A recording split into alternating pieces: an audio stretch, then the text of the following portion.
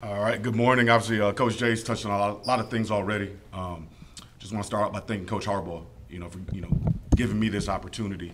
It's not taken lightly. Even though it is the second half, Coach Jay and I will be working together, and just a tremendous opportunity to work with Jay. Jay's a phenomenal coach. I don't think he gets a lot of the respect he deserves. He's coached offense, he's coached defense, he's a special teams coordinator. He knows football well. He's one of the hardest workers I know. So to be able to share this opportunity with him is an honor. We talk about UNLV, obviously have a great opponent coming in. Hopefully we take care of business and the second half is easy for me and I just don't have to mess it up. On the left there, Aaron. On that note, how do you prepare to coach a team when you don't necessarily know how the first half is going to shake out? You approach it as you do every game. To me, it's no different, right? You see how things go in the first half, and then you're ready in the second half with adjustments and doing what we need to do to win. But every game you prepare, you think, what would you do if you're the head coach? What would you do in this situation? So it's not something that mentally I haven't prepared for. It's something that I think, like I always tell everyone, to play like you're the starter. And as a coach, that's how I prepared myself is. Act like you're the head coach no matter the situation. Like, I'm not in charge of making that call, but what would I do in this situation? And so you run through those things in your mind, throughout my 13 years of coaching. On the left, Chris. Some guys, like the assistants, I think you have head coaching aspirations, is that correct? Oh, absolutely, yes. Yeah, I plan on being a head coach. Yeah, okay. So. Talk a little bit about the run game on Saturday, and obviously you guys want to run the ball even if they're stacking the box. How hard is it given what they were showing? Yeah, I think they did a great job on defense, and that's what they were built to stop the run. They wanted to stop the run. Pretty much played zero most of the game. Safeties were at 7-8 yards. By the time the back got the ball, they're a yard from the line of scrimmage. So got to be smart and pass the ball, you know what I mean, which we did. And if you saw, the receivers did a great job. JJ's a great quarterback.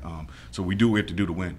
And we still had some success in the run game, but the pass game was wide open. I think we could have threw for 600 yards if we wanted to at that point in time. So just proud of the O-line, proud of the backs, proud of the receivers, and we can throw the ball too. So it was good to see that. Tony? Yeah, Mike, you've obviously had a lot of big moments in this stadium, but it's probably been a while since you've had a first there. I know. A lot of the players when they get promoted to starter or whatever, or named captain. They talk about calling their parents, calling their whoever. You talked a little bit about it, but what did this moment mean to you? And it's just an honor, to be honest with you. For Coach Harbaugh to entrust me to be a head coach for a half. It's a great honor. And obviously, I love Michigan. I love this place, and it means a lot. Just to be entrusted with this opportunity Coach Harbaugh is a phenomenal coach. He's a Hall of Fame coach. He does nothing but win. And so for him to entrust me with the coordinators to do this, it just means a lot. So I'm really appreciative of him and him believing in me. On the right, Reiner. How do you think you do thread the needle between, obviously wanting to maintain that identity as a ground-based team, but also, adjust to what the defense is doing? Yeah, at the end of the day, you want to be a 50-50 offense, right? That's what you want to be. You want to be able to throw the ball and run the ball. It's not good when you can only run the ball, right? And so based on what they gave us, based on the looks, that's how we game plan. That's how we go into every game. Okay, play actions, drop back pass, quick game, and run game. And so that's what we plan for every week. That's what we spend these first 3 days of the week doing. And based on how they're playing, what they're doing, that's how you adjust the calls and do what you need to do. So we go into every game planning on being 50-50. We don't go in saying we're going to run the ball 80% of the time. And it just, a couple years ago against Washington, we ran the ball like 50 times, I think, right? And we didn't go into that game saying we're going to do that. But if they're not stopping the run, we're going to run. If they're not stopping the pass, we're going to pass. It's pretty simple math. You do what you have to do to win. Back left, Alejandro. Blake Corum likened last week to tune-up because he hadn't been hit quite as much in practice. How do you feel he performed? How do you feel like his recovery has progressed to this point? Blake's back. No concerns. I think he's been really successful in this conference, in college football. I didn't think he needed to get hit much during camp, or tackled, that is, during camp. I don't think it's worth it. Same thing with Donovan. They're both back. And but just happy with both of them. I think that they both ran hard, they both played hard. Donovan had more touches than Blake, and Blake's such a great leader. No complaints, no anything from him. And they're both special, and obviously we want to give them as many touches as we can. Back right, Angelique. Mike, you have head coaching aspirations. Do you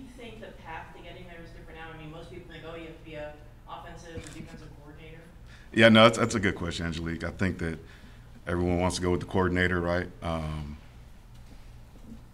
I think the path is different. I think if you look at coaches now, I think that it's a lot different. I think that anybody can be a head coach, no matter what you do, and it just comes down to leadership and management, right?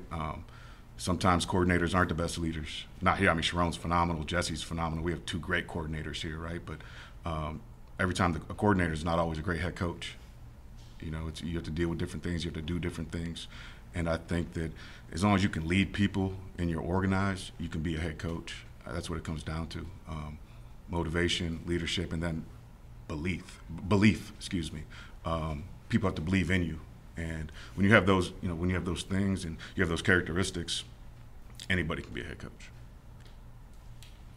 On the left, Aaron. What has gone into the decision to using Donovan and Blake more in the passing game and just keeping them healthy? Does that factor into that decision?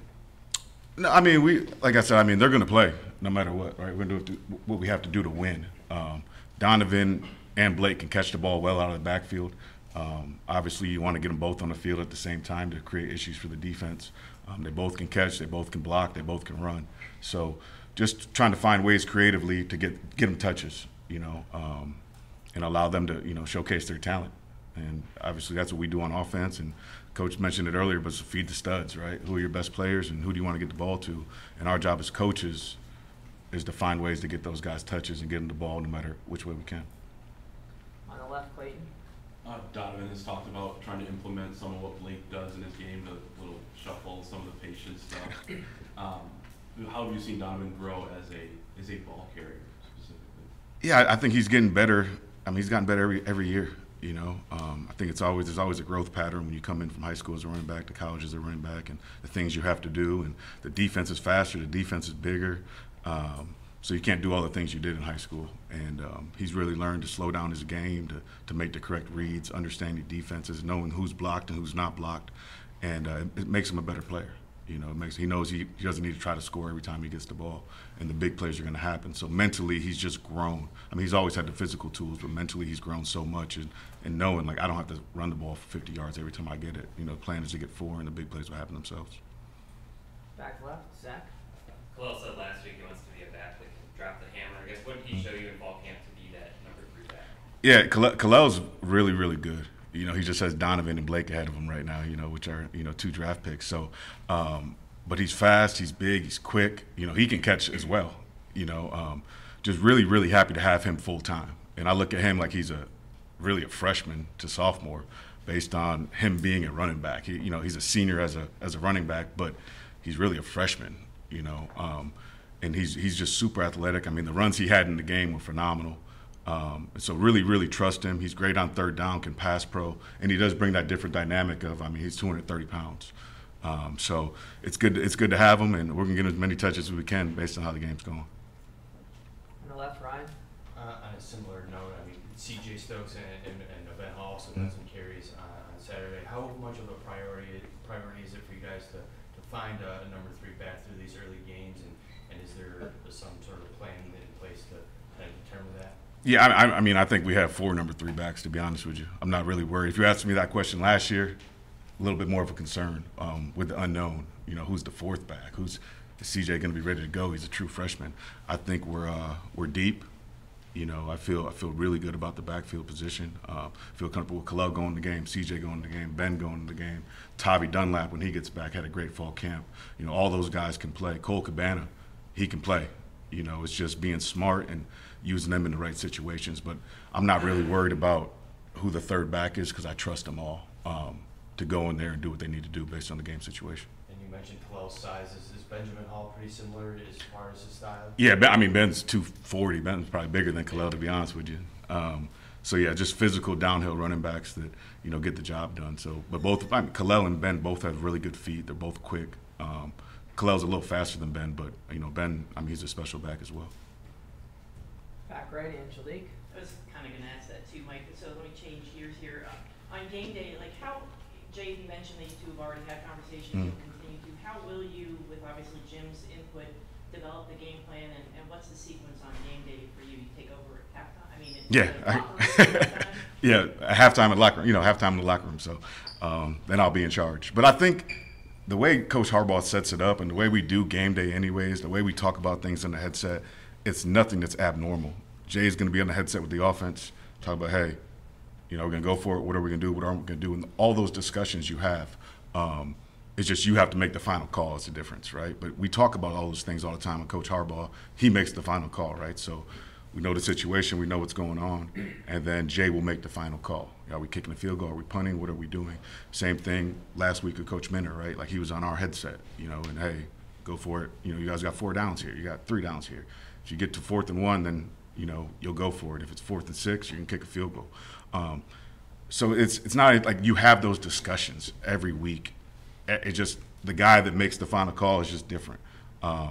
So, I look forward to it, and hopefully make the right decisions, right? Like don't mess up. So. Is he going to be able to get back this season? Oh, he'll be back this year. Yeah, it's not a season-long injury. He'll be back. Got time for a couple more, Ryan? And there was obviously a fumble near the goal line. Mm-hmm. Kind of seems similar to the situation TCU. With the exchange. Is there something about that, or is it just merely coincidence that it just happened in that area of the field? One was in the gun, one was underneath. I think it was a hot low snap. Again, we don't want that to happen. It's not good when that happens, right? But we should have scored beforehand, to be honest with you. So between the running back and the quarterback, they just weren't on the same page with where the ball was. So just got to work on it. But those things can happen. Those are things that lose you games. So obviously it's a major focus, a major thing. Short yardage, goal line. You don't want to see that stuff happen. What are the advantages of going hurry up on that play as compared to taking your time and just getting the play? Just so the defense isn't set. Especially with the way they called their defense. If you guys watched, we'd be lined up and they're just looking to the sideline to get the call in. They called their defense off of formation. And so you think you can catch them off guard. A couple plays earlier, we ran the same play and it was 3rd and 3, and we got like 5 yards on the same play going fast. So that's why you do it. Obviously, you're not going to, we mix in tempo. We're not a tempo team, but it's something we practice all the time. We start every practice with fast plays, tempo plays. So it's something that we do a lot of. You just have to execute them. And when they're good, they're good. And then when they're bad, you get the blame, right? So we just got to make them work. Despite the stacked box, did you see opportunities for runs that could have been there had you done things better? And what were some? You always get better, right? It's an old coaching cliche, right? Game 1 to game 2 is the biggest improvement, right? And those are the things you see on film, right? That this guy, you're 1 block away. You're 1 guy away, right? This guy cuts this guy off. If the receiver gets up to the safety instead of blocking the corner, right? The back makes the guy miss or makes the right read. And then you had touchdowns out there. You had more yards out there. So I'm super happy with the way the O-line blocked. But again, it could be the back. It could be a guy missing the backside cutoff. So there's so many things that you can improve on. And when you watch the film, and obviously, which we'll do today, that we still left yards out there. We left a lot of yards out there. We left touchdowns out there. And those are the things that we want to improve on. Last question, Andrew. Will there be a friendly competition between you and Jay for which half is better, I guess? I just told him don't mess it up, man. Hopefully we have a big lead, and that's the plan, and we can just, get everybody in the game in the second half. But no, I'm really looking forward to it, though, to be honest with you. UNLV is going to be a tough challenge. They do a lot of things. There are multiple defense. We'll see Odd, we'll see Oki, we'll see Bear, we'll see 4 down. They like to blitz. So we do have to get prepared. And obviously Coach Odom is an experienced head coach. He's been a head coach for a while at other schools and a great defensive coordinator before that. So really just looking forward to the challenge. They're going to be prepared. They're coming in here ready, and we just got to get the guys ready and, show up on Saturday. How you feeling? Like you taking care of yourself now? Everything's good, man. You don't see how skinny I am now?